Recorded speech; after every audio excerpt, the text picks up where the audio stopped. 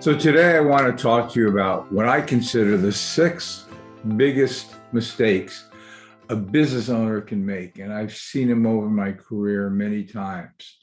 Well, the first one is not implementing what I call a corporate executive equity program, or what we call a SEEP.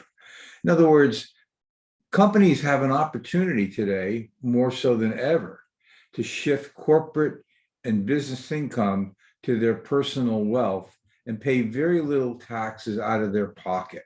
Extremely low amount of taxes, because the amount that's actually imputed in their income is minuscule. So for example, if your company wanted to give you $50,000 a year into a long-term plan, your tax on that would be the tax on about $500. Let's say you're in a 30% tax bracket to make it easy. You paid $150 in taxes that year, and so on and so on and so on.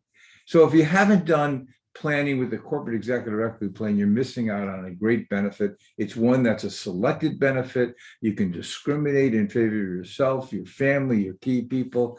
As a matter of fact, I find a lot of professional advisors don't know how to use this. So if you have any questions, email me. I'd be more than happy to send you some information. Two, not taking advantage of 412E1 section of the code, which allows you to deposit a ton of money, take a deduction, a huge deduction. And it's wonderful for companies that have great cash flow and they're looking for more deductions and more retirement benefits for their owners. Remember, the owners are really discriminated upon because they're limited on their 401k in most cases.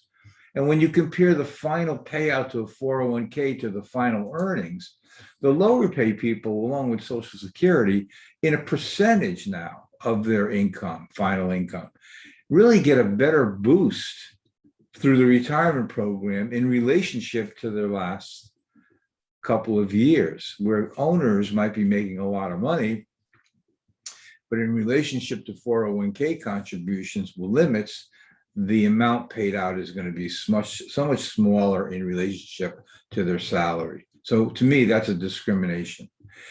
Safe harbor retirement plans is number three. Now, when you hear safe harbor program, so there's something negative about that, or that you're going to give up something. But if you talk to a real pension person who knows what they're doing, those safe harbor plans are really designed so we as owners of companies can put more money into our programs and not be saddled with limitations. And there's a lot of rules and regulations, but a pension person who does this would really be able to show you the differences between a 401k and a safe harbor retirement program. Number four, not taking advantage of restricted benefit plans. Wow, this is such a big one. How many of you have key people and you can't lose them? They take care of you. You take a lot of time off. They make profits. They know that they're your customers, probably know the business maybe better than you now. They could also be your potential buyer of your company. But what happens if someone steals them from you? Not only do you lose that person, which took you years to probably build relationship with, that person knows all the secrets and all the customers and all the employees of your company. It wouldn't be too long before the competition says to your employee, hey, I'll put you on an incentive program. Get me some new employees, get me some new business, get me some old clients. So how are you going to protect yourself? Well, one way is the restricted benefit plan, which allows a vesting schedule, and it allows you to keep the benefits if they leave too early. But in conjunction with that, it's in my book, I talk about it. In conjunction with that benefit, also, you should back it up with non-competition, non-disclosure forms, those kind of documents that'll protect you. Number five, not creating a deferred compensation plan for yourself and your key people. Again, another opportunity to take cash flow, create something down the road where you're taking wealth from your business and you're shifting it personally to you. Because remember, I keep saying this, it's in my book, I talk about it all the time.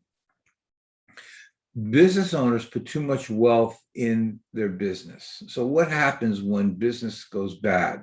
The economy goes bad. A bigger store moves next door. All that wealth is lost. It's like a home with equity where the market drops. So try to use these benefits to get more wealth through the corporate cash flow or business cash flow to your own personal wealth so you don't lose it. And